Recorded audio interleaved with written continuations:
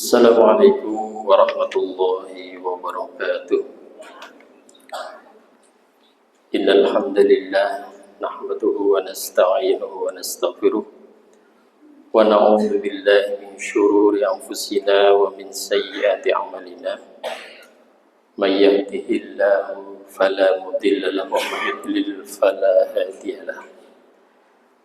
Asyhadu an la ilaha illallah wahdahu la syarika lahu wa asyhadu anna Muhammadan abduhu wa rasuluhu la nabiyya ba'dah. Allahumma shalli wa sallim ala nabiyyina Muhammad wa ala alihi wa sahbihi ajma'in. Wa qala Allah ta'ala fil Qur'anil Karim, a'udzu billahi minasy syaithanir rajim.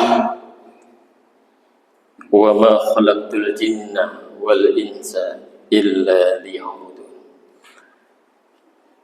Jamaah salat maghrib yang dimuliakan Allah, marilah senantiasa kita memanjatkan puji syukur kepada Allah Subhanahu wa taala.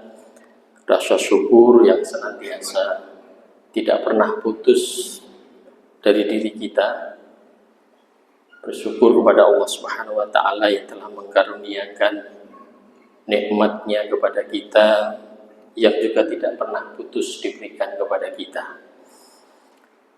Pada kesempatan sore hari ini ada sedikit yang bisa kita kaji bersama, melanjutkan beberapa minggu yang lalu, yaitu bagaimana kita untuk merenungi kembali tentang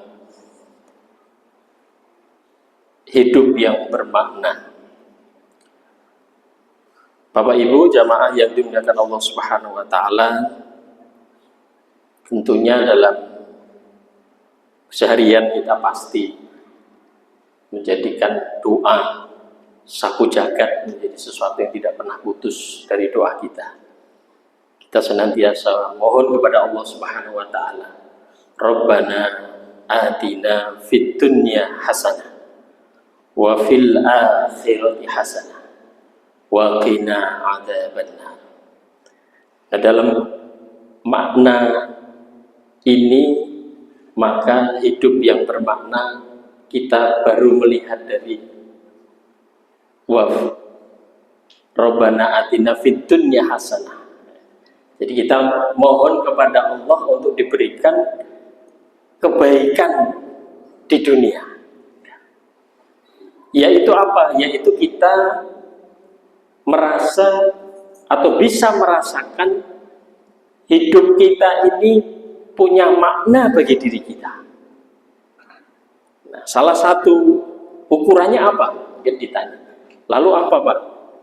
Salah satu ukurannya kalau saya itu pengen tahu saya ini hidupnya sudah bermakna atau belum bagi diri saya.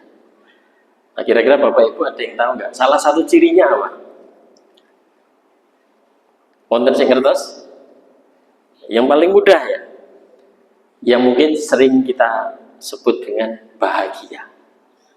Jadi kalau orang itu salah satu, saya katakan salah satu cirinya seseorang itu bisa merasakan dirinya bermakna, ya, yaitu ketika dia sudah bisa merasakan kebahagiaan dalam hidupnya. Ya. Jadi ketika kita merasa bahwa diri saya itu punya makna bagi diri kita sendiri, maka adanya penghargaan pada dirinya. Kita merasa sudah punya makna kepada orang lain, maka itu butuh feedback dari orang lain bahwa memang ada orang lain yang memang merasakan kehadiran kita. Ya. Jadi hidup kita akhirnya tidak hanya sekedar bermakna buat diri kita, tapi juga buat orang lain. Maka ketika kita sudah bisa melakukan itu, salah satu cirinya, saya katakan ya, salah satu cirinya, yaitu ketika kita kemudian sudah bisa merasa bahagia.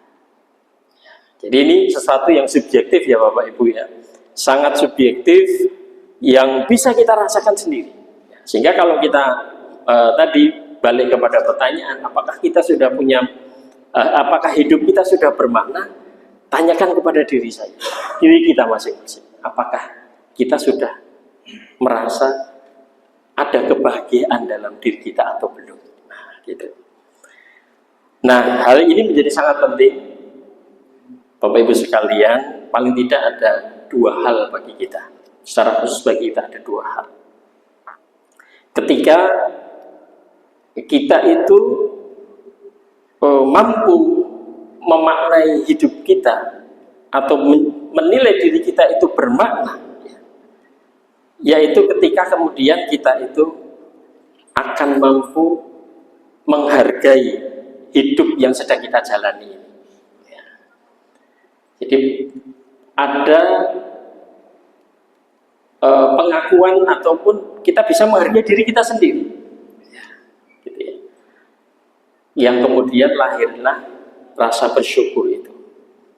Nah, maka yang pertama ini maka menjadi sebuah warning ketika kita sendiri tidak mampu menghargai diri kita sendiri, tidak mampu merespek diri kita sendiri. Maka inilah yang menjadi sangat penting. Maka ini menjadi sangat penting karena disitulah kita nanti akan bisa kemudian akan menghargai kehidupan ini ketika kita tadi bisa memaknai hidup itu. Nah, kemudian yang kedua, kalau tadi yang pertama lebih dari sisi hal-hal yang mungkin ya sebagian besar positif. Nah, yang kedua, Bapak Ibu jamaah yang berkat Allah, ketika kita mampu memaknai hidup kita atau menjadikan diri kita ini bermakna, yaitu akan menjadikan kita itu tangguh, kuat ketika kita menghadapi kehidupan. Jadi kalau yang pertama tadi, dia akan hal-hal yang positif, hal-hal yang menyenangkan, yang kita bisa merespek, menghargai diri kita. Maka yang kedua ini, sesuatu yang mungkin negatif atau sesuatu yang tidak kita sukai atau sesuatu yang tidak menyenangkan. Maka ketika seseorang jamaah yang berikan Allah, kita mampu menjadikan hidup kita ini punya makna, maka kita kemudian menjadi kuat dan tangguh ketika menjalani kehidupan, termasuk kehidupan yang sifatnya tidak menyenangkan atau tidak sesuai dengan cita-cita kita, tidak sesuai dengan keinginan kita. Nah, gitu. Karena bisa jadi Bapak Ibu yang dimuliakan Allah, dalam diri kita ini hidup di dunia kan pilihannya dua. Ya, beberapa kali saya juga menyampaikan, ada yang sudah dikabulkan oleh Allah sesuai dengan keinginan kita, dan mungkin ada juga yang belum dikabulkan oleh Allah. Artinya kita menginginkan sesuatu tapi itu belum diberi. Maka dalam kondisi itu, ya, kondisi yang ekstrim. Nah, di sini sering disebut di Al-Quran pun ada istilah penderitaan. Jadi kalau dalam bahasa psikologi sering itu disebutkan bahkan dalam kondisi yang sangat menderita, itu orang yang dia mampu memaknai kehidupannya, maka dia tangguh dan kuat di dalam menjalani cobaan tadi, menjalani penderitaan tadi. Nah, ini jamaah yang dimuliakan Allah Subhanahu wa Ta'ala. Mengapa kita menjadi selalu penting? Tapi ini prasyaratnya sesuatu yang memang harus kita siapkan. Prasyaratnya apa? Prasyaratnya hanya satu, yaitu ketika kita mampu merangsang akal kita. Artinya apa? Ketika pikiran kita ini terbiasa untuk diajak mikir, bahasa gampangnya begitu, diajak mikir. Gitu. Karena itu ada apa jemaah ini kan banyak dalam proses dalam diri kita. Jadi ketika kita memaknai, membayangkan diri kita sejauh mana pencapaian kita, itu kan kita sedang berbicara dengan diri kita. Kita sedang mengevaluasi diri kita. Jadi ini yang memang ya bagaimanapun umat Islam ini harus digerakkan untuk mau berpikir. Maaf, dalam kondisi yang lemah sekalipun kita harapkan umat Islam mampu selalu berpikir, karena itu syarat kita untuk bisa mampu mengevaluasi diri kita, menilai diri kita, yaitu apa? Ya akal kita. Ya, kita mampu menilai sesuatu, apakah kita sudah tadi ya sudah bahagia atau belum, itu kan kita mesti mikir. Kita mesti selalu bertanya atau berbicara dengan diri kita. Gitu. Maka ini jamaah yang demikian Allah Subhanahu Wa Taala. Maka tidak heran di dalam banyak ayat Allah Subhanahu Wa Taala selalu bertanya, apakah kalian tidak berpikir?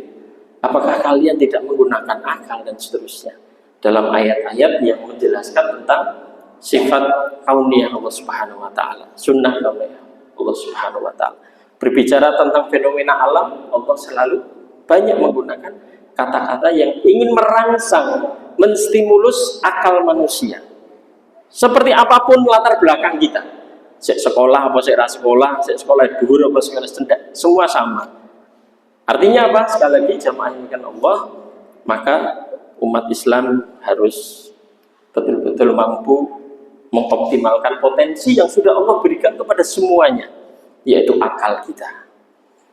Nah, jamaah yang dimuliakan Allah Subhanahu Wa Taala, tentunya hal ini memerlukan tadi bagaimana kita harus terus selalu mampu mengevaluasi diri kita, maka kemudian kita akan bisa tahu mana yang perlu kita perbaiki.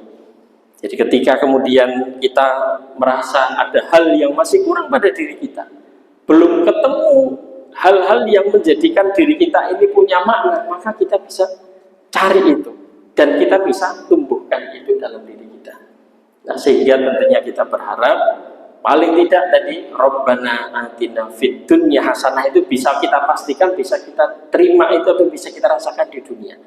Dan tentunya harapannya pasti tidak sekedar di dunia, kita juga mengharapkan kebaikan itu diberikan oleh Allah Subhanahu Wa Taala di akhirat.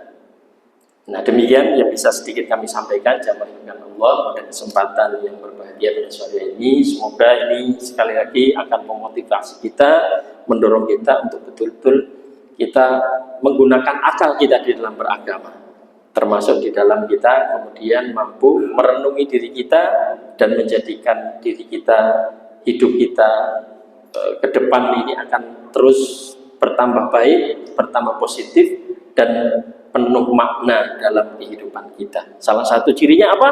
Salah satunya adalah kita kenapa Bapak Ibu? Bahagia. Jadi ada rasa bahagia itu semakin baik, semakin tumbuh baik di dalam kehidupan kita di masa yang akan datang. Demikian bisa kami sampaikan. Qul qouli hadza fastaghfiru innahu wal ghafurur rahim. Assalamualaikum warahmatullahi wabarakatuh.